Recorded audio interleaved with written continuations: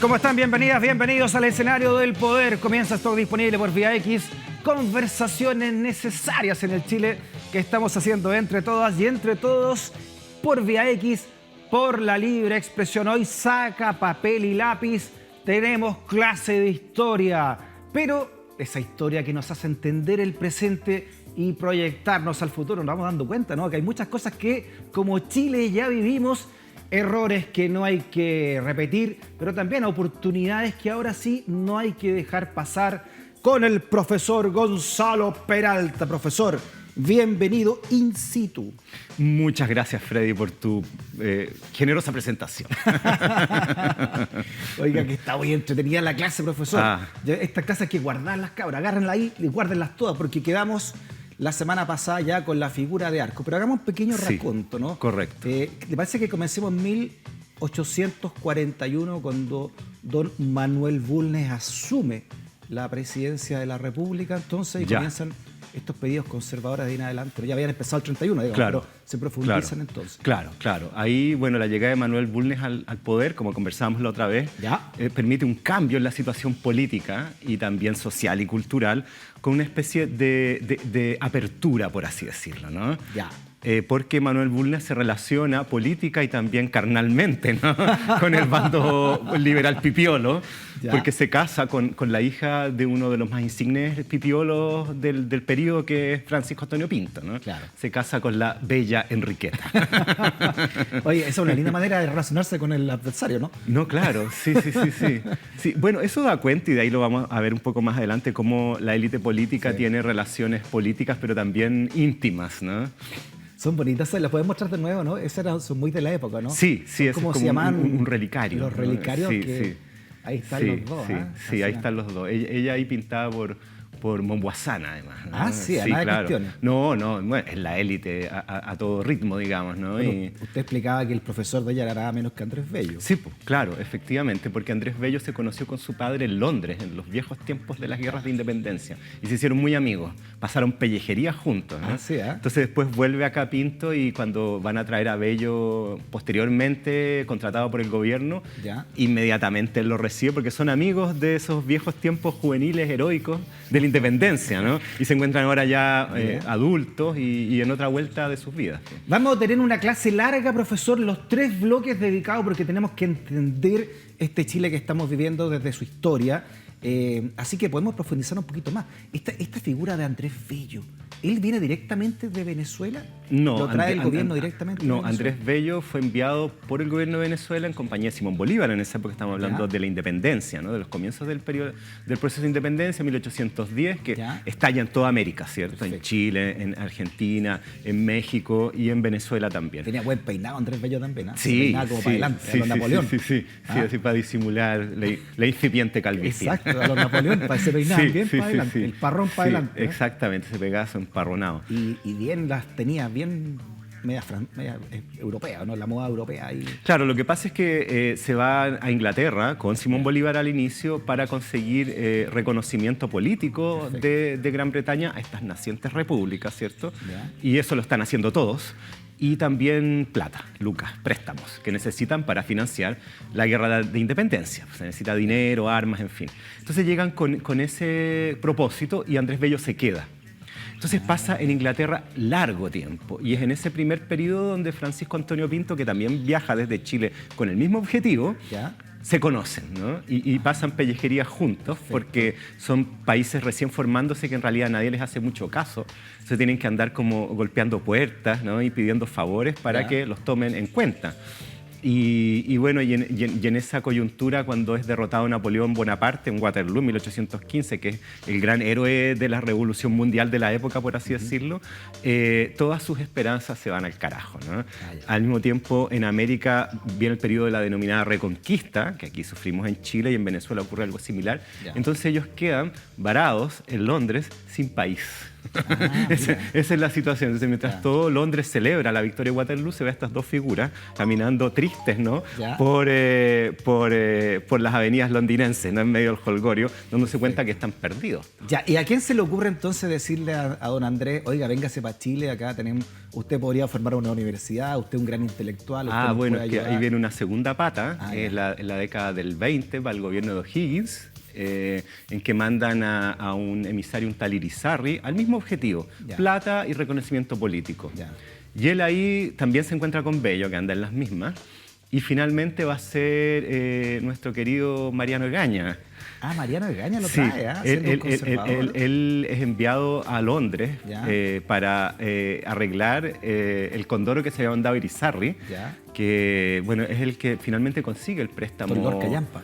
Claro, y mandan a Lorca Llampa a arreglar el despelote producido por este Irizarry, que era un gallo que llevaba muchos años, también sufriendo pellejería en estas mismas situaciones como de incertidumbre, hasta que finalmente logra el préstamo.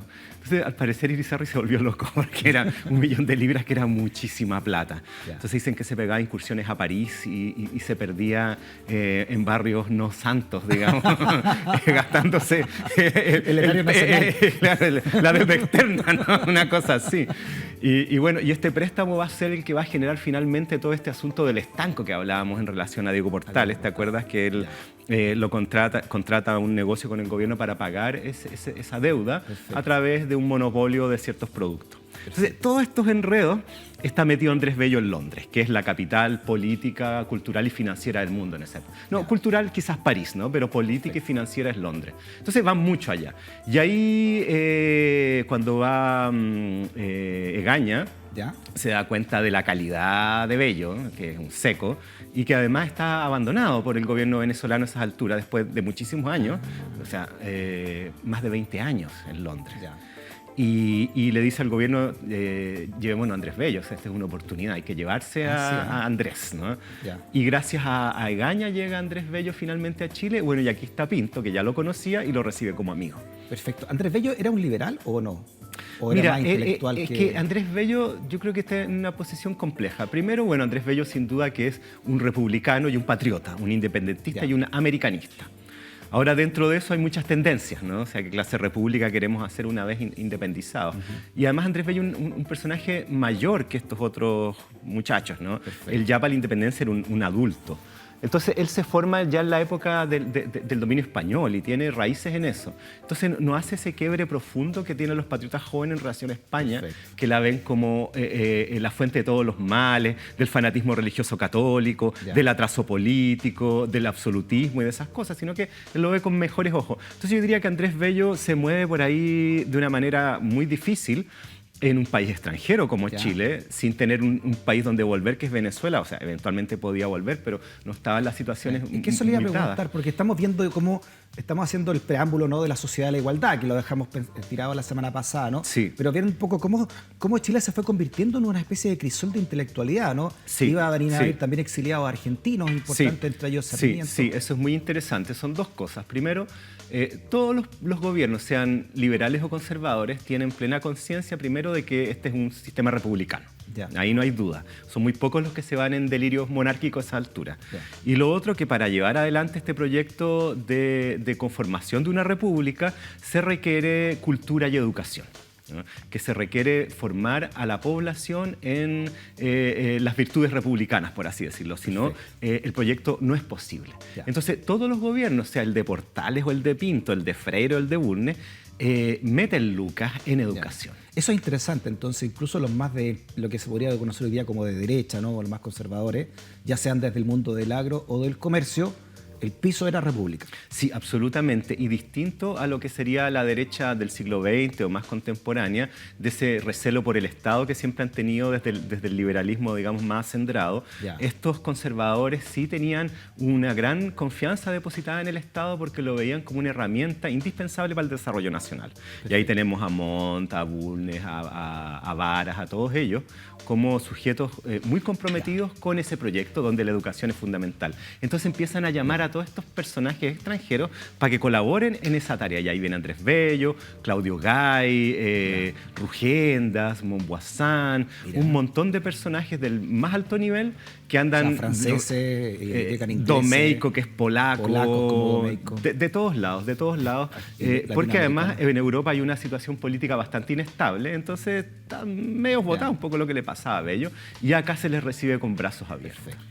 Mira cómo se repite la historia del Winnipeg, etcétera, ¿no? Cómo van llegando después intelectuales más adelante. Pero para eso se requiere efectivamente una clase política que esté convencida de lo positivo de aquello.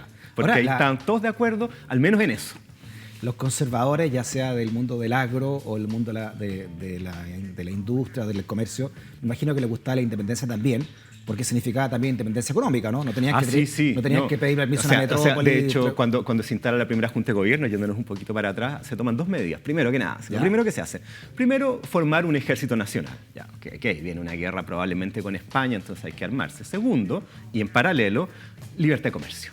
Al tiro, nada. Es uno de los principales objetivos de la emancipación, la libertad de comercio, porque estábamos sujetos al monopolio comercial español, mientras que si se rompía eso se podía comerciar con todo el mundo, y ese era un deseo muy, muy anhelado por la élite santiaguina, chilena en general. Sí. Perfecto. Y en eso también llega el señor Mora, que hace la Constitución de 1828, o ya estaba acá. No, Mora llega también en el periodo liberal, él venía de Argentina. Hay mucha circulación de personajes. Nuestro Keith Richards, que bueno, Satisfaction. Además que él fue, él fue el padre intelectual de varios de estos jóvenes que explotarían la sociedad de la igualdad, ¿no? Otra cosa que llega mucho, ya que estamos en eso, son muchos militares, porque tras el fin de las guerras napoleónicas queda mucho militar sin pega, sobre todo franceses. Por ejemplo, el barrio Parque O'Higgins, ¿no? Que se llamó Parque Cousiño, su origen en Santiago era un lugar para realizar desfiles militares, cuestión que todavía se hace. El Campo de Marte. Entonces, cuando se crea el famoso Campo de Marte, los barrios aledaños se les pone el nombre a las calles en honor de militares extranjeros que lucharon por la independencia de Chile. Tupper, Bochef, Rondizoni, ¿no? Biel, todos esos son puros mercenarios. Qué manera más poco romántica de decirlo. O sea, ellos vienen a luchar por la libertad de América, ¿no? Vienen a luchar por los patriotas. Lord Cochrane es otro de ellos también, por supuesto. Pero, por supuesto... Bueno, Blanco Encalada, argentino, ya veo... Claro, eso ya es parte de lo mismo, digamos, que había un flujo ahí importante entre Argentina y Chile en ese periodo, iban y venían. Pero estos europeos que queden como medio cesantes, ¿no? De la guerra, bueno, se vienen aquí a enlistar, ¿no? Mira. Bueno, igual chilenos habían luchado también en la guerra napoleónica, ¿no? Como parte también de una claro, un poco sí, al principio, claro, Carrera estuvo un poco metido ahí, sí, efectivamente. Pero ahí llegan mucho, entonces llegan por un lado intelectuales, sabios que se les llamaba en la época, y también militares, ¿no? Esa era la inmigración de la época. Rondizoni, Tupper, efectivamente. Todo lo que rodea el Campo de Marte. Claro, por eso los nombres de esas calles a ese barrio, por esa vinculación militar. Oye, entonces Chile, estamos hablando de siglo XIX, y Chile comienza entonces a ser una especie de foco que atrae a mucha gente. Entonces... Sí, porque ¿te acordáis la otra vez que conversamos sobre el periodo de la década del 20, de 1820, y la denominada anarquía, ¿no? Bueno, resulta que en otros países hispanoamericanos está ocurriendo lo mismo, pero de manera mucho más intensa. Y eso prueba que la definición de anarquía es exagerada, porque esa anarquía chilena no fue tan anárquica como en otros lugares donde había guerra civil desatada, y duró poco.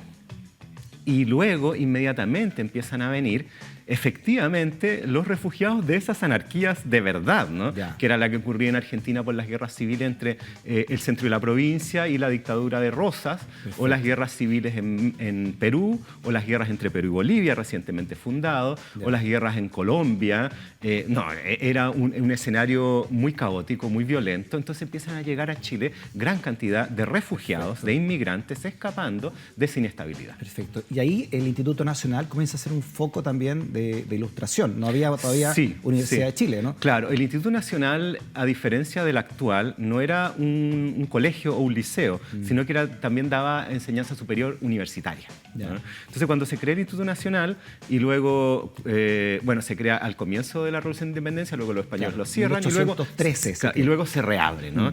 Y al reabrirse se empieza a fusionar con la antigua Universidad de San Felipe, que era la universidad de la época de la Corona, ¿no? Entonces se crea ahí una mezcla mezcla media extraña que va a derivar finalmente esta conjunción de estas dos instituciones en la Universidad de Chile. Perfecto. Ese es como el camino... Sí, el nombre es nacional porque teníamos a Bilbao como uno de sus alumnos, pero también ahí empiezan a hacer clases los grandes intelectuales liberales y ahí nace la sociedad literaria, ¿no? De 1841, el 42, estamos hablando ahí, esa ¿no es generación, cierto? sí. Ahí está nuestro Bilbao. Ahí está y Bilbao. esto también gracias a que usted contaba también, profesor, que Bulnes, al estar ya enamorado de la señorita Pinto, Claro, liberal, ¿no? de Misia Enriqueta, comienza a abrir también más espacios para un Chile más pensativo, no sé si usted quiere, más intelectual. Sí, o sea, por un lado se dan cuenta de que esta política represiva de la época portaliana había llegado a un cierto agotamiento, ¿no? Ya. Por otro lado, el triunfo en Yungay genera un ambiente de nacionalismo en el cual un poco todos entran. De ahí este vínculo de Pinto con Bulnes en su momento, los dos militares, y ambos celebrando, a pesar de ser opositores políticos, ¿no?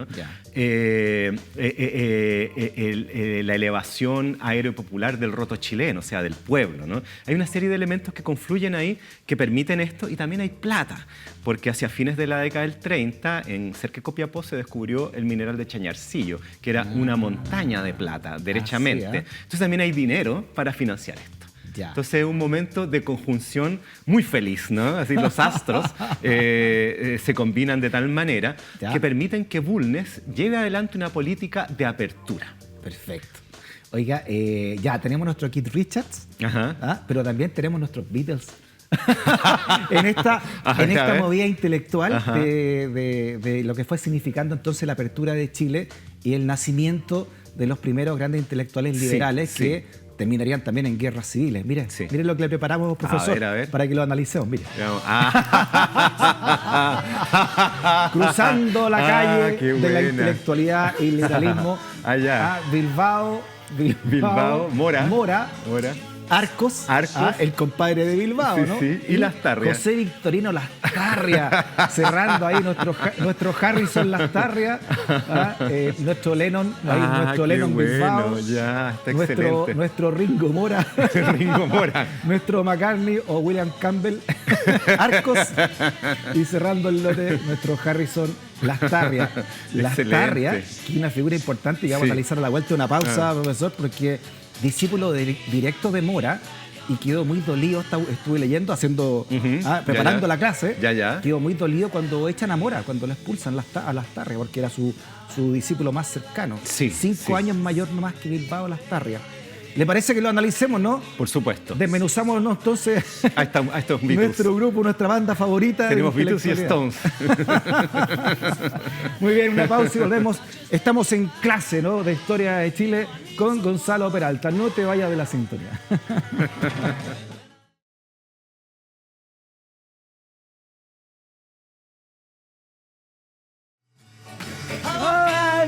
Aquí están nuestra gran banda de intelectuales cruzando la avenida del Chile republicano del siglo XIX. Oiga, lo repetimos, ¿no? Bilbao, Mora, Arcos, Santiago y Lastarria, 4 de varios más, ¿no? Arcos pata pelada, así como McCartney, ¿no? Y fumándose un pucho.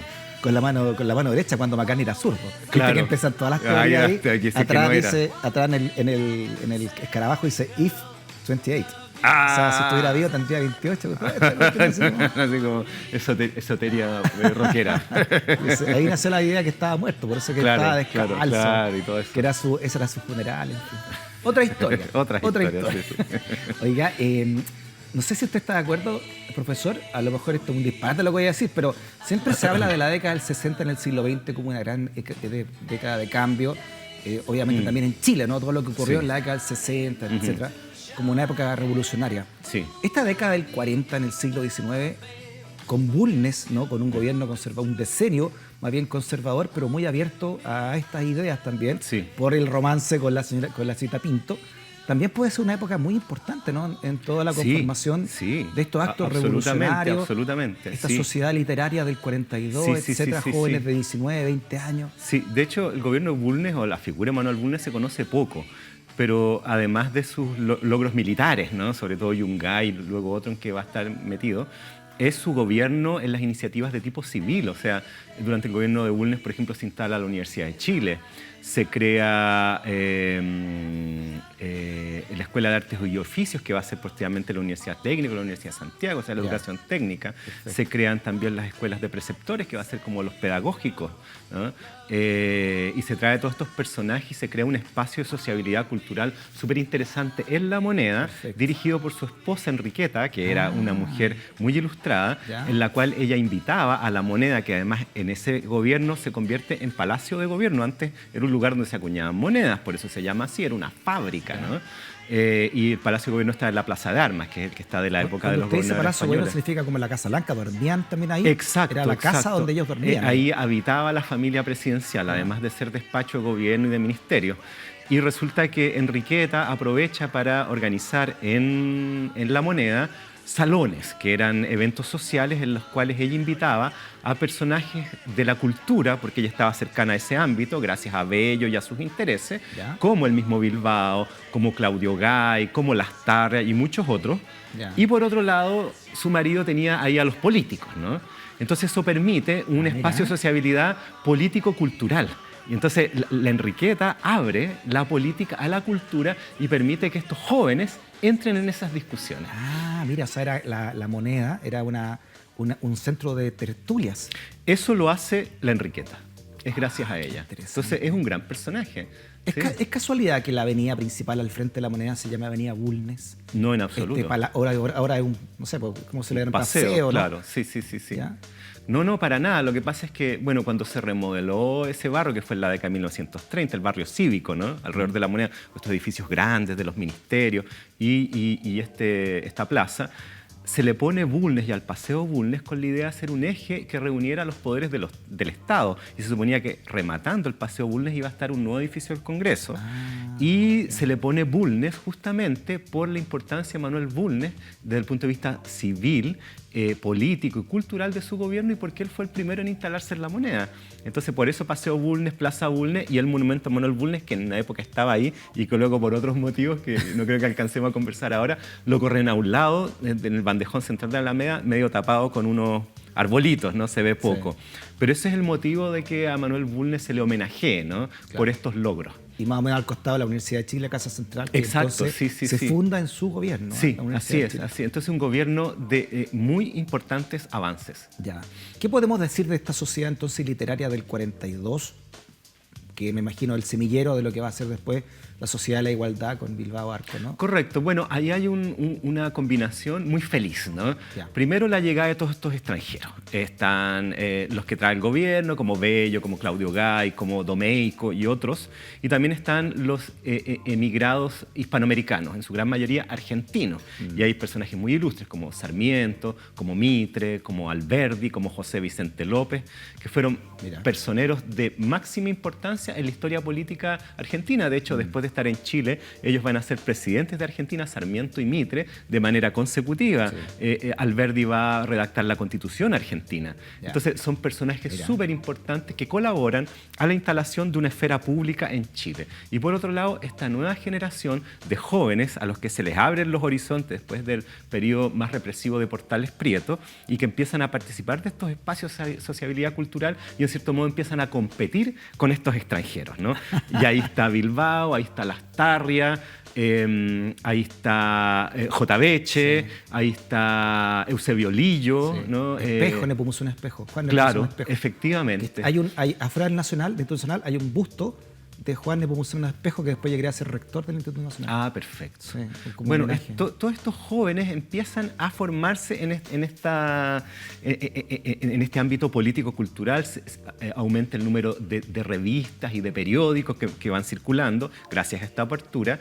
Y es gracias a esos medios que se da a conocer esta generación, en particular a través de una revista que publica Lastarria que se llama El Crepúsculo, que es una revista literaria donde Bilbao va a publicar su famosa sociabilidad chilena, que es la que hablábamos el otro día, que provoca una explosión atómica, ¿no? En la sociedad nacional. Oiga, harta gente que escribió después que usted contó que se hizo un crowdfunding cuando estaba defendiéndose en los tribunales hasta de Bilbao, y afuera la muchedumbre estaba esperando, ¿no?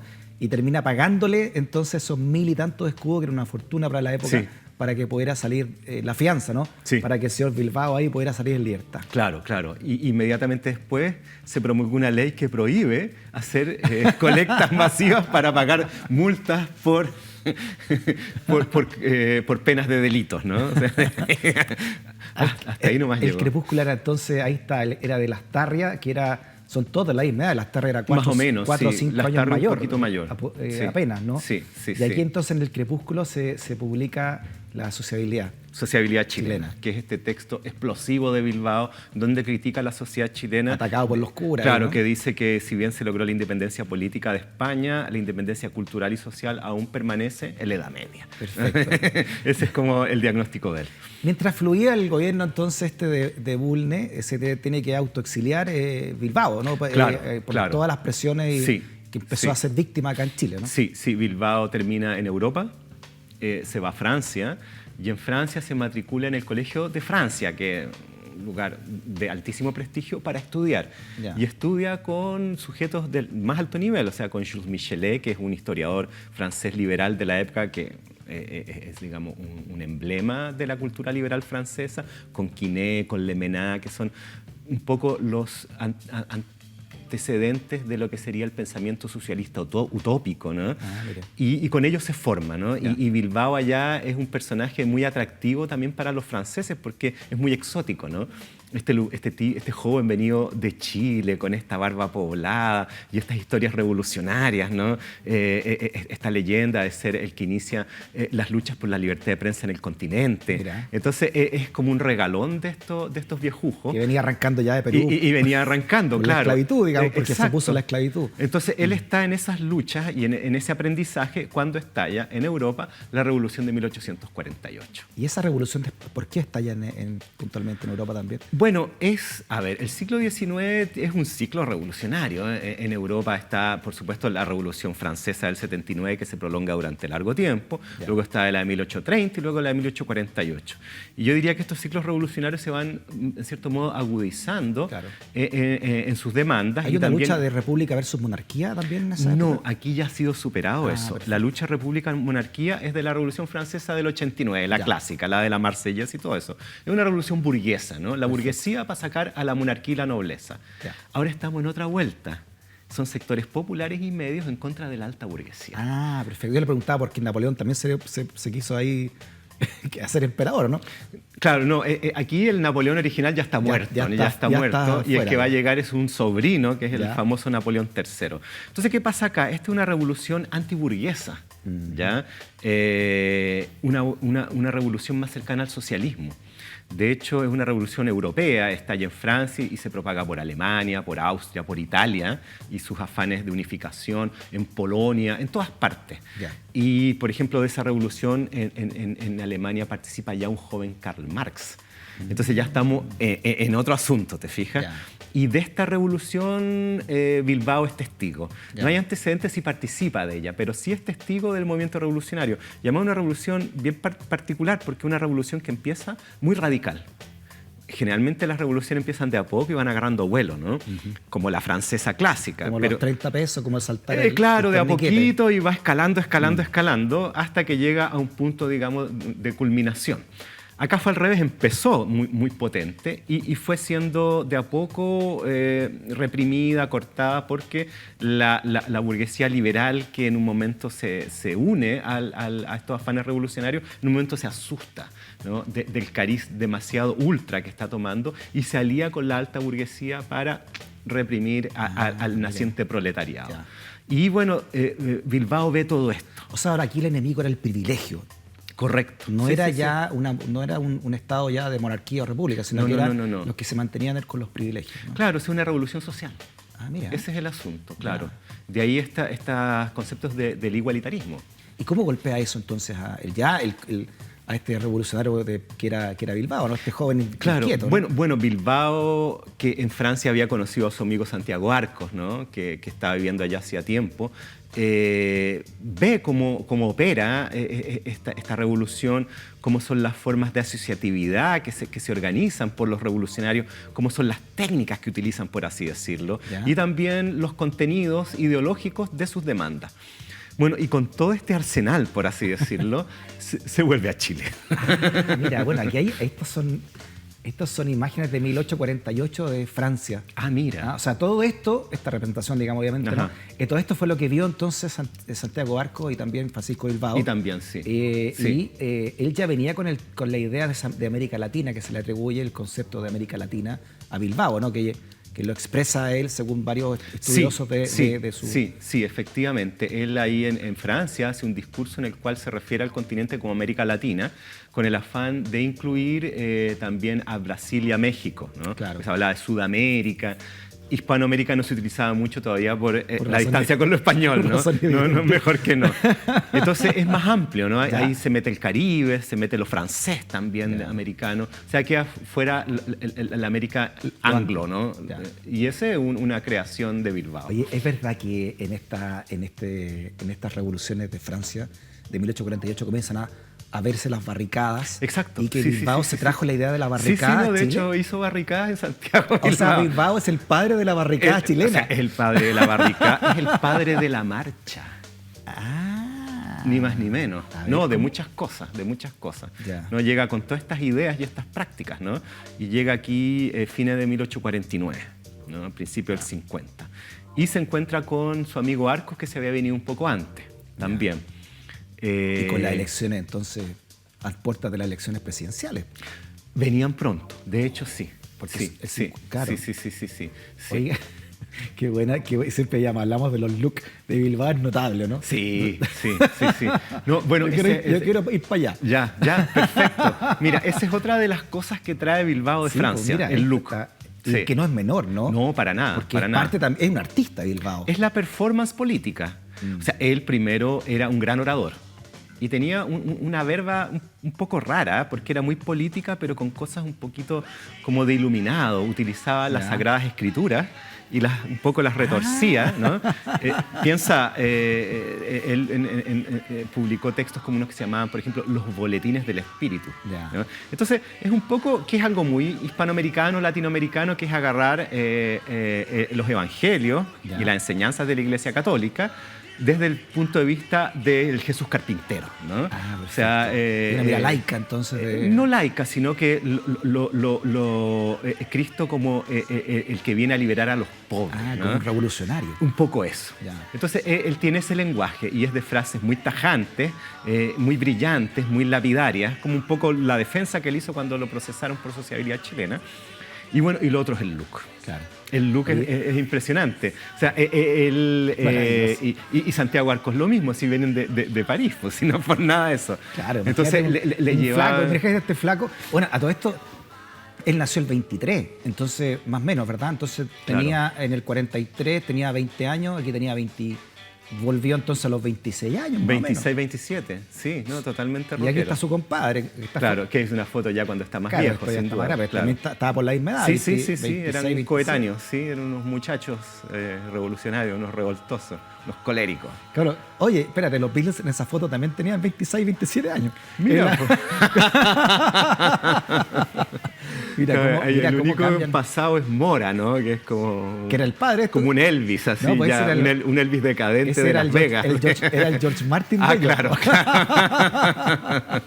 Eso es. Sí, porque a Lastarria le golpea mucho el exilio de Mora. A Lastarria, ahí, que va al final del lote, ahí nuestro Harrison, porque haya sido su mentor. Y ahí dicen algunos libros, textos, que ahí Lastarria se radicaliza Lastarria al ver la injusticia de que en Chile, contrariamente a lo que se decía, ¿no? Que era un asilo contra la opresión, esté echando gente de la talla de Mora, porque agarró para el deseo a lo uno y lo otro. ¿Cómo claro, el uno y el otro, por motivos, por delito político, si se quiere. O sea, Mora no había cometido ningún crimen, ¿no? Simplemente dijo cosas incómodas. ¿Con qué Chile se encuentra entonces Bilbao cuando vuelve de Francia con la idea de la barricada y la marcha? Correcto. ¿Por qué lo pone entonces, él decide ponerlo en práctica acá en Chile? Bueno, él llega acá y ¿cuál es su diagnóstico? Vienen elecciones presidenciales y lo más probable es que el candidato sea Manuel Montt, que era un sujeto ultraconservador. Entonces, por ese lado, él ve que hay un peligro político. Perfecto. Pero por el otro, yo diría que hace un diagnóstico más amplio, que tiene que ver con las formas de sociabilidad en Chile y de participación política en Chile. Y su diagnóstico es que la política en Chile está cerrada solo a las élites, sea liberal o conservador, pipiolo o pelucón, es un grupo muy reducido.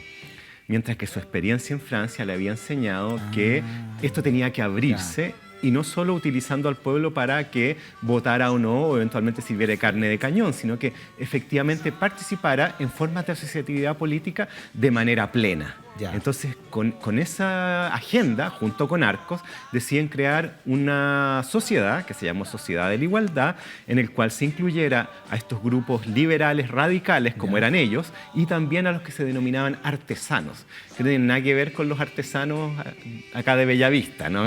El que se para ahí en el Puente Pío IX a hacer aritos y machetear monedas, ¿no? Sino que estos son obreros industriales urbanos, tipo zapateros, los que trabajan con las manos, sombrereros, fondo, ¿no? sí, y que confeccionan cosas, ¿no? No es campesino, es un trabajo fabril. Mira, ahí tenemos un escrito que es interesante porque ahí la I todavía no se usaba la Y. Claro, decía, sí. respeto a la ley, que es una regla más nueva, ¿no? La I griega en vez de la I latina. Sí. ¿no? Valor contra la arbitrariedad. Entonces le debemos a esta Sociedad de la Igualdad y a Arcos y a Bilbao, por supuesto, como los líderes, que sale en la discusión política de los salones de la moneda, entonces. Sí. Se expanden, o intentan al menos, ¿no? Claro. De hecho, la fundación de la Sociedad de la Igualdad, que es en abril del 51, del 50, en abril del 50, su directorio está Bilbao, está Arcos, está Eusebio Lillo, José Sapiola, que serían como dos miembros de una incipiente clase media chilena, podría ser, porque ellos no venían de la élite, y dos artesanos, un artesano de apellido Recabarren, mira, y el otro no lo recuerdo, que eran zapateros, sombrereros y sastres. Esos eran los oficios. Perfecto. Entonces, claramente, la directiva ya tiene ese objetivo de incluir a estos grupos obreros. O sea, primera vez se junta la intelectualidad de salón, porque cuando hablamos de Arco era hijo, usted explicaba, de un banquero, un gallo con dinero, ¿no? Sí. Bilbao también venía, entonces se juntan primera vez con gente, con obreros, con gente que era... Claro. Eso es lo que hacen. Entonces, eso es nuevísimo. Eso jamás se había hecho en Chile. Pregunta, profesor, antes de irnos a la pausa. ¿Nace entonces con Bilbao, se puede decir que nace la protesta callejera en Chile? No me responda. Se la dejo planteada. Hacemos una pausa. Seguimos en clase. Esto es pura educación cívica, pura historia para entender el presente de Chile y ver qué se podría venir de aquí en adelante, profesora. Ajá, así es. En estas clases de historia con don Gonzalo Peralta. No te vayas de la sintonía.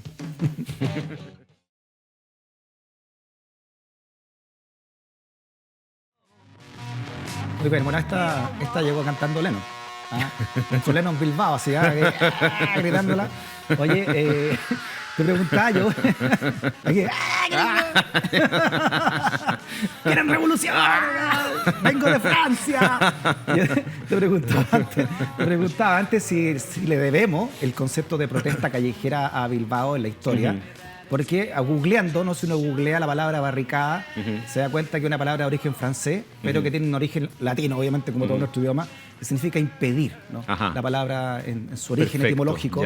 Entonces, correcto. ¿Hay alguna manera, que venga con Bilbao la paternidad, no solamente de la barricada, sino que también de la manifestación popular en las calles? Sí, en cierto modo, porque, digamos, poner objetos para obstaculizar el avance del enemigo, para petarse detrás, es algo muy antiguo, ¿no?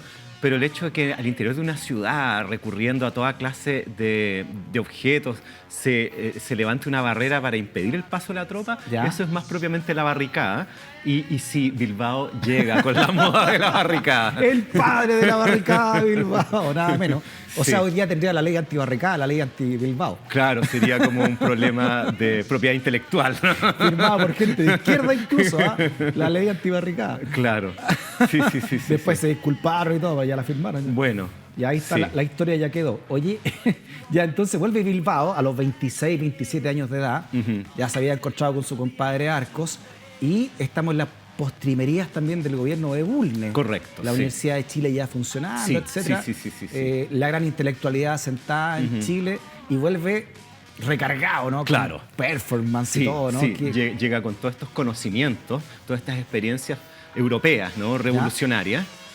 También su formación intelectual, también más potente.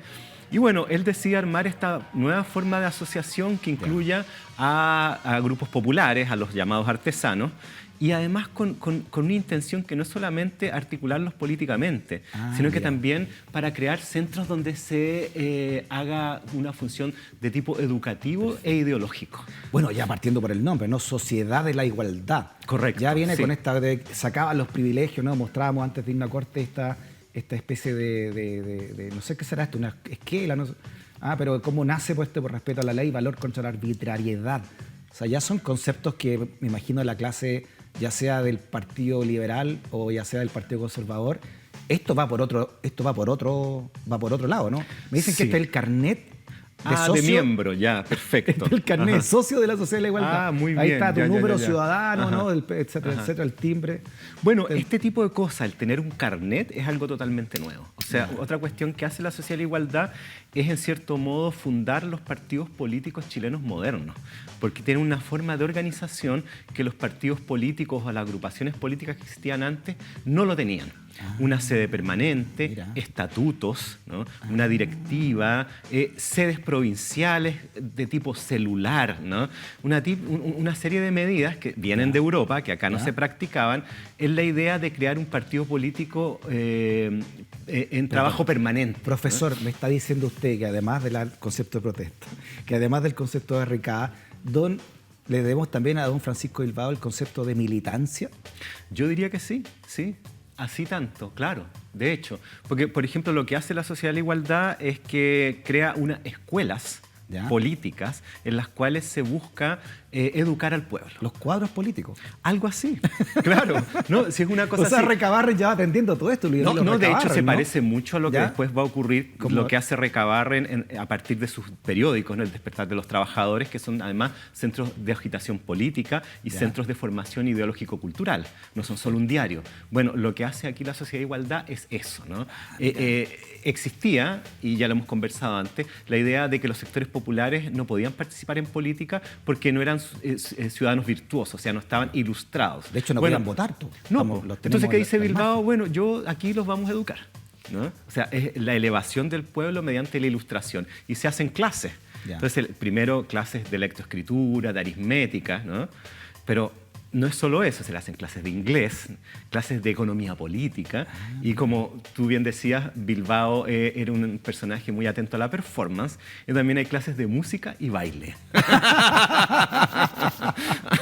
Oye, pero qué moderno el concepto. Claro, y esa cuestión era novedosísima, tanto así que justo antes se había formado por los grupos liberales más tradicionales, los viejos pipiolos, ¿no? Pinto y esa gente, un club que iba en la dirección de reformar la Constitución del 33, ya en esa época, que se llamaba Club de la Reforma, pero que era más la típica agrupación liberal que hasta ese tiempo había estado muy aplastada, desde muy la elite, reducida. básicamente, una reforma de la elite. Bueno, se crea la Sociedad de la Igualdad con esta nueva connotación y con esta nueva visibilidad, y muchos miembros del Club de la Reforma se van a pasar a la Sociedad de la Igualdad, a tal punto que finalmente el Club de la Reforma va a extinguirse y todos se van a ir a esta Sociedad de Igualdad que junta a ¿quiénes? A liberales, a estos jóvenes intelectuales liberales radicales como afrancesados y a los llamados artesanos. Esos son los grupos que ahí se unen para crear esta nueva forma de organización político-social. Oye, y todo esto estaba a meses de la próxima elección presidencial. O sea, esa elección presidencial de 1851 era clave, entonces, súper importante.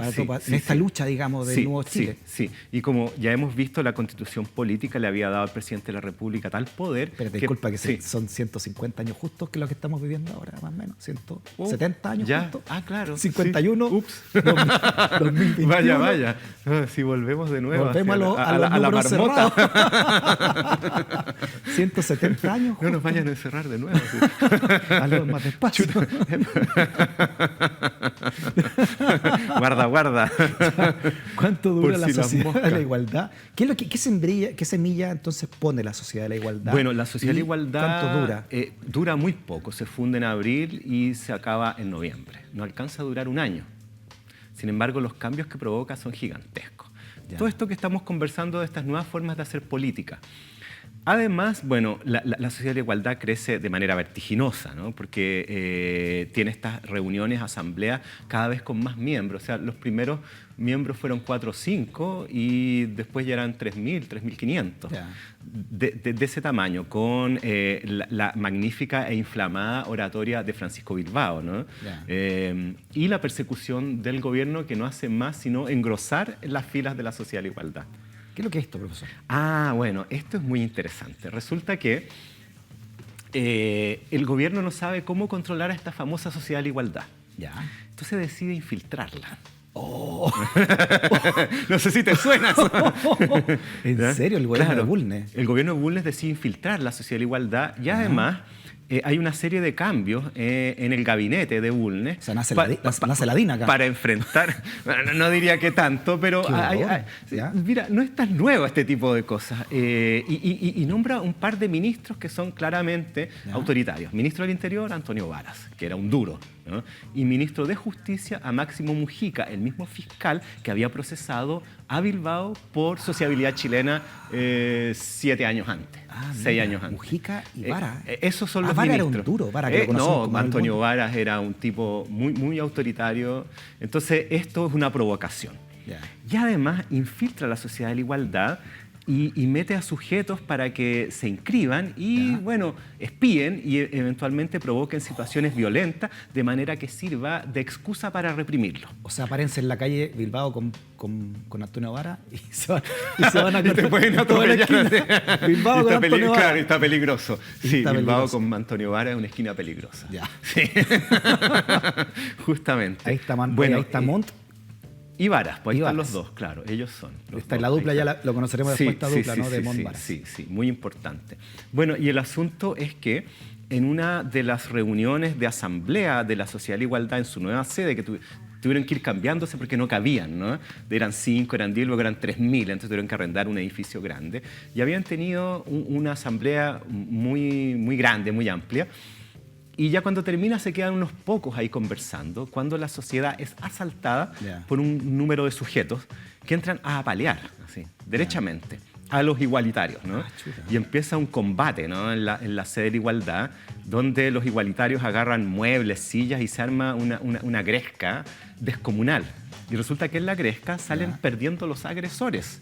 Como los igualitarios muestran ahí como su músculo, y en medio de la pelotera logran capturar a algunos de estos agresores y descubren que uno de ellos era un policía. Ah, mira. Y que habían reclutado... un policía infiltrado. Efectivamente, ¿no? Y que habían reclutado a un grupo de matones, ¿no? Profesor, usted nos enseña que la historia se repite y se repite. Sí, bueno, estas prácticas son muy antiguas. Sí. ¿Y qué hace este policía infiltrado? Bueno, lo pillan y se descubre la trama, ¿no? Estos se habían camuflado de lumpen, ¿no? Y habían recogido unos matones como de los barrios bajos, y todo esto organizado por un sujeto a quien le llamaban el chanchero, ¿no? Y este chanchero intenta apalear a los igualitarios y termina apaleado de vuelta y además capturado. Entonces se descubre quién era y escándalo. El gobierno está armando montajes para agredir a los igualitarios. Y ese es el diario que ahí veíamos, Protesta de la Sociedad de la Igualdad, donde se denuncia el ataque, ¿no? Con el apaleo. Oiga, protesta que por aclamación de 3.000 ciudadanos. Sí. La Sociedad de la Igualdad. Ahora, estamos hablando también de un Chile bien patriarcal. Aquí las mujeres todavía no... Nada. Todavía no tenían injerencia política, y si podían tenerla era el estilo de la Enriqueta que hablábamos hace un rato más, que muy hábilmente influía en política desde lo doméstico, ¿no? Desde el salón, ¿no? Desde sus habilidades blandas, por así decirlo, creaba un espacio de sociabilidad en la cual ella influía políticamente. Pero en la política formal, nada. Todavía nada. No, nada. De hecho, la Universidad de Chile era para hombres todavía. Absolutamente, ¿no? Por supuesto, ¿no? Eso recién termina a fines del siglo XIX. Ya, quiero quiero hacer una pregunta entonces, porque la gente de izquierda siempre considera a Luis Emilio Recabarren como el padre de la izquierda, ¿no? Por lo que sería después el nacimiento del Partido Comunista, en fin. Después de... Pero entonces el verdadero padre del concepto de izquierda debería ser Francisco Bilbao, ¿no? Por todo esto que usted está contando. Bueno, acá no se utilizan los conceptos, ¿no? Después, de izquierda o derecha. Lo que se conocería después, digamos. Sí. Pero lo que hace sí Bilbao es ser el representante y quien lleva adelante un liberalismo más radical en el sentido de lograr una verdadera democratización del país, ¿no? O sea, es una agenda de profundización democrática en cuanto a la inserción en la esfera pública de grupos que antes no eran parte de ella, ¿no? Y eso sin duda es muy novedoso y que va, por supuesto, en la agenda, por así decirlo, tradicional de la izquierda chilena. Ya, claro, y Recabarren era obrero y Bilbao era más de la clase claro, burguesa. Claro, digamos, ¿no? claro. Él es un burgués romántico, revolucionario, que aprende en el extranjero toda esta, digamos, esta nueva forma de hacer política, que, por ejemplo, lo que declaran en la social igualdad es que el hecho de que grandes porciones de la sociedad, en este caso los artesanos, o sea, hablemos de los obreros, están siendo desperdiciados sus talentos, ¿no? En vista de su poca participación y su falta de educación. Entonces, que es una pérdida lamentable para el país y que eso debe remediarse. Protección a la industria nacional, educación masiva gratuita, una serie de iniciativas que nos resuenan actualmente y que la sociedad de igualdad intentó implementar, pero de manera más reducida, por supuesto, a través de estos clubes, ¿no? Igualitarios, que además se reproducen en distintas partes del país. Se crea el de Santiago y surge otro en La Serena, otro en Talca, otro en San Felipe, y empiezan a crecer, ¿no? como gallampas un poco, ¿no? Claro. Faltarían varias décadas todavía para la educación primaria obligatoria. Sí, ¿no? sí, la ley de instrucción primaria obligatoria es de 1900. Claro, por eso te digo. Después de una larga pelea contra estos sectores conservadores. Sí. Entonces, usted me decía que tiene una vida corta la sociedad de la igualdad, la tenemos infiltrada con el chancherismo. El chanchero. Claro, ¿Qué sigue después de esto? Lo que pasa es que este escándalo deja al gobierno muy mal pie, porque es desenmascarado, ¿no? En estos intentos bastante oscuros, ¿no? de agredir derechamente, o sea, ahí corrió sangre. Entonces, esto no hace más sino que sumar adherentes a la sociedad de la igualdad. Y se empieza con una nueva técnica o táctica desde los igualitarios para sacarla a la calle, que es, aparte de estas asambleas, realizar marchas. Y en este sentido también Bilbao es un pionero. ¿Y aquí nacen las marchas? Entonces. Aquí nacen las marchas, porque no es que antes no hubiera habido, digamos, manifestaciones políticas en el espacio público chileno, pero no como marcha. Que también trae de Francia, la marcha. También trae de Francia, viene de su experiencia en la Revolución del 48. Perfecto. Entonces empiezan las marchas, que eran después de las reuniones de estas asambleas en las sedes igualitarias, donde los sujetos salían a marchar a lo largo de la Alameda, pero como decían ellos, a la francesa. ¿Y en qué consistía esto? En que se agarraban de los brazos, como en cadenas, ¿no? Y en hileras. Y así marchaban miles de personas, ocupando la calzada completa. Esto jamás se había visto en Chile y, por supuesto, el gobierno entró en pánico. ¿Te imaginas lo impactante por primera vez ver esa manifestación? Claro. Ya no solamente de la élite en los salones, ¿no? Sino que del pueblo organizado, ¿no? Exacto, o sea, saca la política a la calle como forma de manifestación y además con el ojo que él tenía por la performance, porque este hecho de ir agarrados del brazo es más, digamos, más llamativo y más potente que ir simplemente caminando, ¿no? Y lo otro, tenido bandera y cosas así. Bueno, es que eso es muy entretenido y en ese sentido yo creo que Bilbao es un performer, ¿no? de primera magnitud, y es otra cosa que trae de Francia, es la moda, ¿no? Se dice que ellos utilizaban frac siempre, ¿no? Con botones dorados, pantalones blancos ajustados, una especie de pitillos, ¿no? de la época, cabello largo, peinado hacia atrás, y barba poblada, ¿no? Y ese era el look, ¿no? Santiago Arcos andaba con la misma pinta y eso causa sensación entre la juventud. Como los guerrilleros cubanos después. Un poco, ¿no? Como los barbudos, que también causan sensación y también causan sensación entre las chicas, ¿no? Claro. Se convierten en ídolos de la juventud y también en ídolos románticos en el sentido del corazón para las niñas santiaguinas que veían a este sujeto marchar con esta pinta, con este peinado, ¿no? Y llevando en sus manos un árbol de mostacillas que simbolizaba el árbol de la libertad, ¿no? Ay, el árbol de la libertad. El árbol de la libertad, mostacilla. claro. Entonces, esas eran las marchas. Yo diría que él es antecedente, si tú quieres, de las tesis, ¿no? O sea, como el hecho de una performance, o sea, de un despliegue estético en la calle, tiene un carácter político tan fuerte, ¿no? En ese sentido, lo que hace Bilbao son actos performativos. Y en la calle. En la calle, pueblo, por supuesto, en la calle. Y usted, como dice, con una serie de elementos visuales que no son casualidad, entonces se va convirtiendo en una generación. Él tiene plena conciencia de los efectos de su apariencia. Claro, y esto me imagino también, ¿no? Además la pinta, todo el look, hace que la juventud, como ocurre en las grandes revoluciones, estamos escuchando los Beatles de fondo, la juventud se siente parte de ella. Sí. O sea, todos los jóvenes así querían ser parte de este proceso, por ¿no? Bilbao. Sí, claro. Sí, no, de hecho, o sea, todas estas situaciones que estamos hablando... La Bilbao manía. Claro, no hacen sino aumentar el número de los igualitarios, ¿no? Ya. Y las marchas más masivas, el número de inscritos en la Sociedad de Igualdad, las sedes que se fundan y el apoyo popular. Lo que ocurre en la prensa también, o sea, ellos crean un diario que se llamó El Amigo del Pueblo, ¿no? que apoyaba esta movilización. Y es muy divertido porque en ese Amigo del Pueblo participa, por ejemplo, Lastarria, ¿no? Y resulta que la prensa opositora, por supuesto, publica textos en contra de esto. Y uno de los que publican es una revista católica que tú mostrabas en la otra ocasión, ¿no? Que ataca virulentamente a los igualitarios.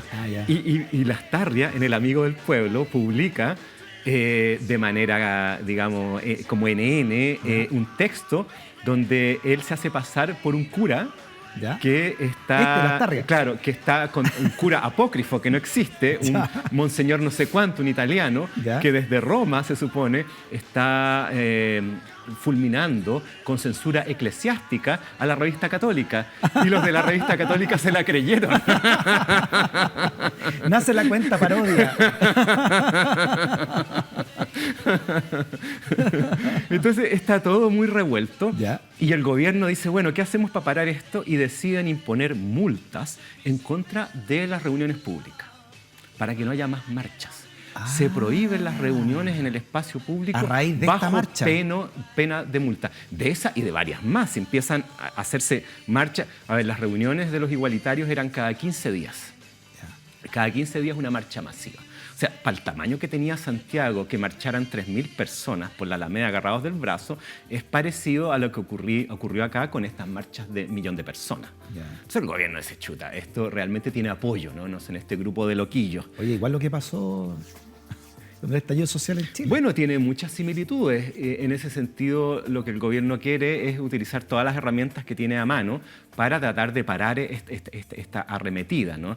Y aquí, disculpa, aquí ¿quién cumplía la labor de represión del ejército acá? No, obviamente no había todavía carabineros, eso se crearía en 1927. No, el ejército, sí, no existía tal cosa. O sea, lo más que habían eran los famosos serenos, que eran unos sujetos que salían en la noche a aprender y apagar faroles, ¿no? O sea, aquí la represión entonces era con rifle, directamente. Bueno, con sable y a caballo. De hecho, la diferencia de la represión era si te sableaban de filo o de plano. De plano era como más suave, de filo, bueno, a cortar. De plano te pegaban con la espada así, claro. Con el filo te cortaban el cuello. Correcto. Esa era como la escalada, digamos, represiva entre de plano o de filo. ¿Qué significa este documento entonces, este motín en San Felipe y este estado de sitio? Bueno.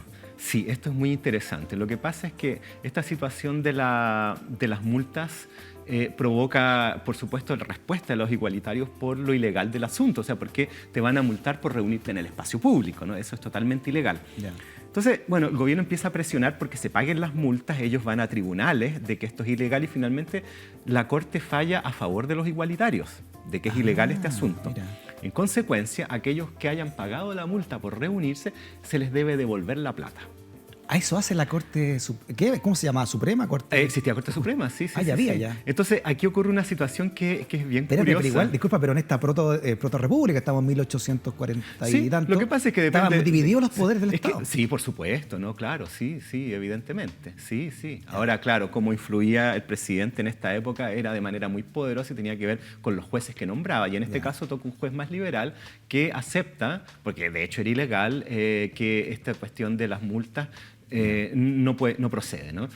Entonces aquí ocurre una situación que es bien curiosa y un poco bochornosa y que quedó escrita en los anales de la historia como la conspiración del escupo. ¿Del escupo? La conspiración del escupo. Qué buen nombre. ¿Y qué pasa acá? Resulta que había un diputado liberal suplente, existía esa institución que si moría el diputado en ejercicio, iba el suplente y mientras tanto el gallo estaba como en su casa, ¿no? Ya. Había un diputado suplente de apellido Sanfuentes, diputado por Valdivia, y que era igualitario, un liberal que se había metido a la social igualdad, y que en un momento dado había tenido que pagar estas multas por marchar y luego va a pedir que le devuelvan la plata, porque esa era, digamos, la resolución de la Corte. Y va a la Intendencia. Y ahí está el intendente, un personaje llamado Matías Ovalle. Y bueno, tienen una discusión.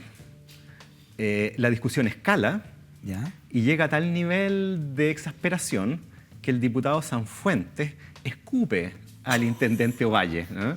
¿Ya? Y lo escupe en el rostro, ¿no? Oh. Bueno, y Ovalle manda a meter preso al diputado Sanfuentes por expectorar en contra de la autoridad. Y el diputado arranca y se refugia en el diario liberal de la época que se llamaba El Progreso. Ya. ¿Esto en Valdivia? ¿Todo en Valdivia? No. Era acá en Santiago. Era diputado por Valdivia, pero todo esto ocurre en Santiago. Ya. Y bueno, el intendente ordena a la tropa a que vayan a tomar preso al diputado por desacato, ¿no? Y el diputado se refugia en este diario y es defendido por 200 igualitarios. Ya. Y las oficinas del diario es rodeado por tropa armada. Y esto está a punto de convertirse en una carnicería. Y ahí media Lastarria, de hecho, y consigue que no haya asalto militar, de que finalmente el diputado se entregue y que sea juzgado por, digamos, esta expectoración, ¿no? Y yo diría que ese es uno de los momentos como más grotescos, ¿no? de este movimiento político. Y bueno, y eso muestra de que estas medidas de las multas no están sirviendo, no están operando. Y las marchas siguen y aumentan cada vez más, ¿no? Y Bulnes desesperado. O sea, no le funcionan los infiltrados, no le funcionan los apaleos, no le funcionan las multas. Ya no se sabe bien qué hacer. Y entonces llega el coronavirus. No, entonces después... en el Congreso hacen un pacto. La cosa no para de agudizarse porque en medio de esta situación esto ya llegando a octubre del año del 50, se proclama oficialmente la candidatura de Manuel Montt a la presidencia. Y esto es la máxima provocación del momento. Fue como una gira en cierta parte, ¿no? Exactamente. Para este movimiento igualitario. Efectivamente. ¿Por qué? ¿Quién era Montt? Bueno, Manuel Montt era un político conservador, un hombre muy inteligente, muy capaz, muy trabajador, que había hecho carrera en el Estado. Manuel Montt no era de la élite, ¿no? En esa época. Le decían el negro Montt, ¿no? Claro, sí, él era moreno y un hombre muy serio. De hecho, Manuel Bulnes se refería a Montt, que era como su ahijado político, decía, este negro, pura cabeza, nada de corazón. Era un tipo muy frío. Y bueno, Montt fue ministro de Manuel Bulnes y como la Constitución del 33 había otorgado tantos poderes a los presidentes de la República, el presidente de la República prácticamente nombraba a su sucesor, que iba a ser el candidato a las elecciones que se sabía estaban ganadas de antemano. Claro. Entonces Bulnes instala a Montt como su candidato. Y Montt pone a Varas, que era este gallo y Varas, represivo, digamos. Que era como su ahijado político, era como esa la línea de sucesión, por así decirlo. Bulnes, Montt, Varas. Y resulta que esto provoca mucho a los liberales y a los igualitarios, porque sabía que Montt era un sujeto sumamente conservador y autoritario. Entonces, que si venía una presidencia en manos de Manuel Montt, la situación no iba a ser sino empeorar. Entonces, esto hizo que ya la presión alcanzara un nivel nacional. Y esto estalla en San Felipe, acá en la provincia de Aconcagua, donde se había instalado una sede igualitaria. ¿Y qué pasa ahí? Hay un intendente regional, y este intendente regional, un día, por decisión propia, ordena que sea retirado de la sede igualitaria de San Felipe una bandera roja que flameaba sobre la sede, ¿no? Pero roja de casualidad, porque todavía no hay Partido Comunista. No hay Partido Comunista, pero ya el rojo se utilizaba como una bandera identificatoria. Mira. Sí, sí. Entonces, bueno, ordena que saquen la bandera y la sacan. Y el líder igualitario de San Felipe va a alegar a la intendencia que le devuelvan su bandera, que esto es ilegal. Y el intendente mete preso al líder igualitario. O sea, el color era el rojo ya, identificado al igualitario. Sí. Ya identificado. Entonces, ¿qué ocurre ahí? Esto es a principios de noviembre. Hay un alzamiento en San Felipe. Se levanta la ciudad completa. Van a la cárcel, liberan al jefe igualitario, agarran al intendente y lo meten a él en la cárcel en lugar del otro. ¿En serio? Así nomás.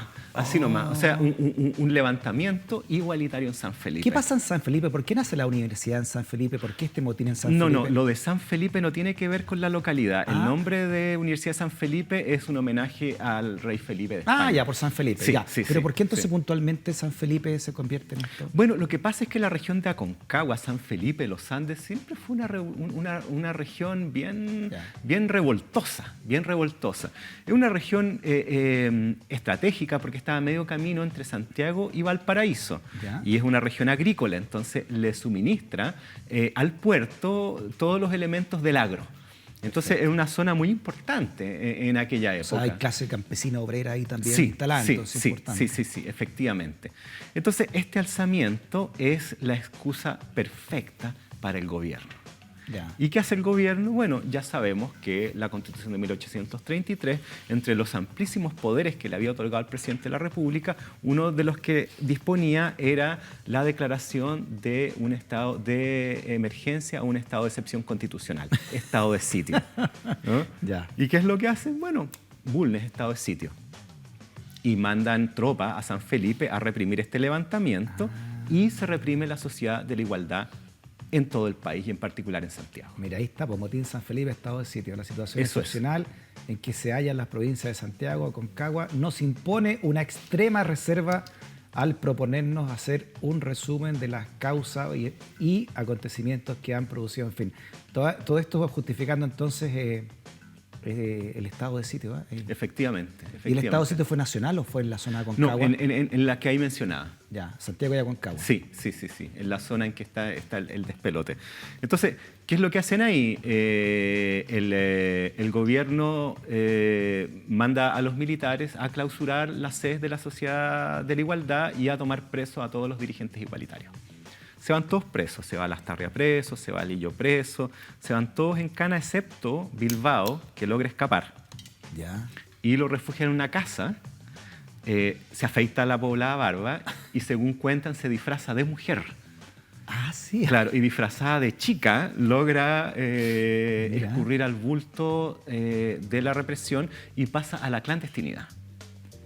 Mira, qué interesante. O sea, fue el primer clandestino así político en Chile. No tanto, sí, hubo otros momentos de clandestinidad. Manuel Rodríguez también por supuesto, claro. En la época republicana, digamos, mira que sí, y se sumerge, ¿no? Y se sumerge.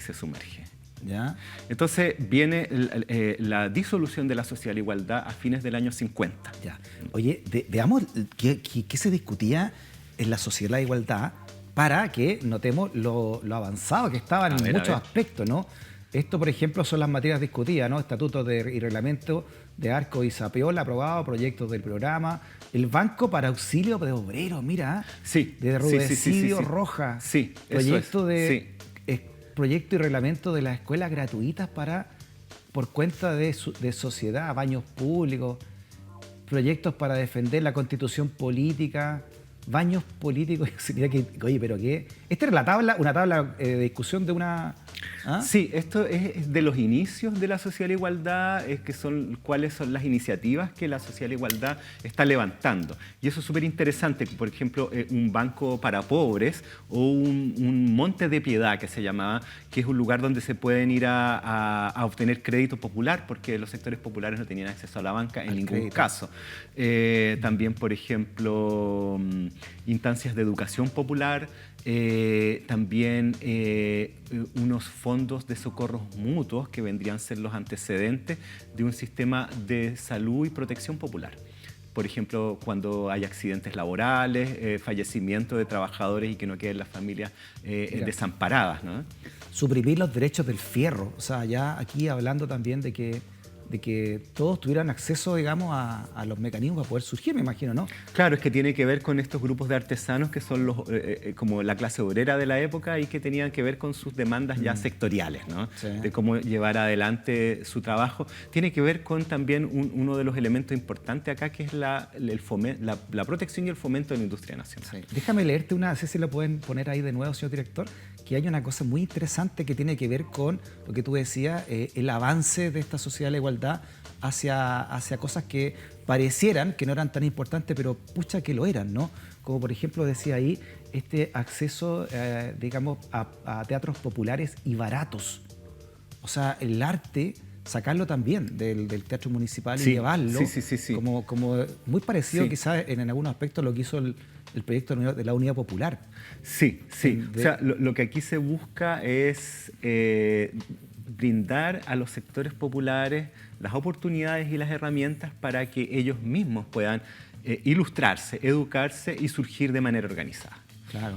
Junto con la escuela gratuita, junto con los baños públicos, claro, de primera necesidad era tener teatros también al alcance, baratos. Claro, o sea, como veíamos un rato en la Sociedad de Igualdad, que también era escuela, ¿no? Se hacían clases, se le enseña a leer, a escribir, aritmética, pero también se le enseña canto y baile, ¿no? Claro, porque querían el ciudadano y ciudadana integral. Eso es, efectivamente, ese es el asunto.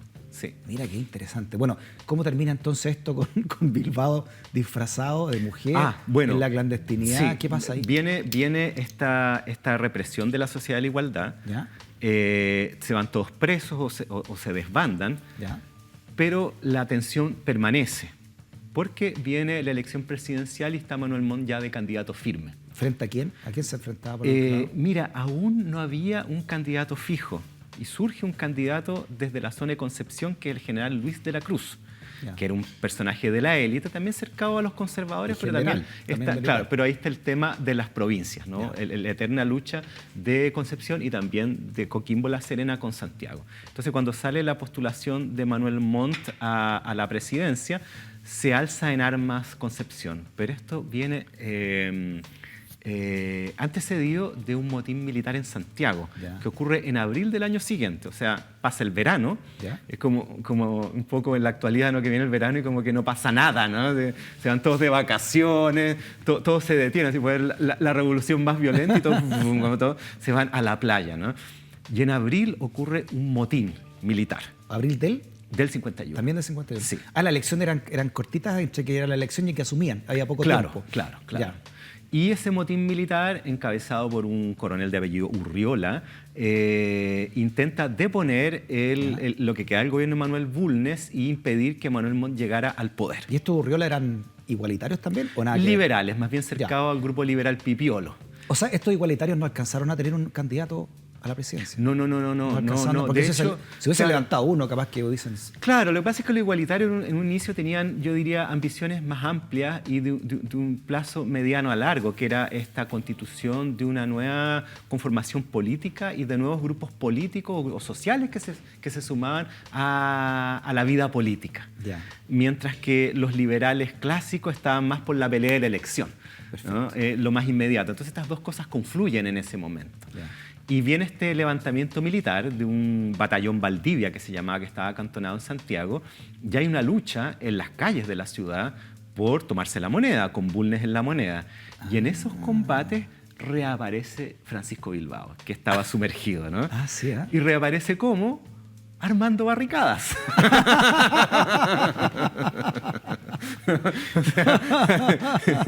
Muy bien. Todas las novedades.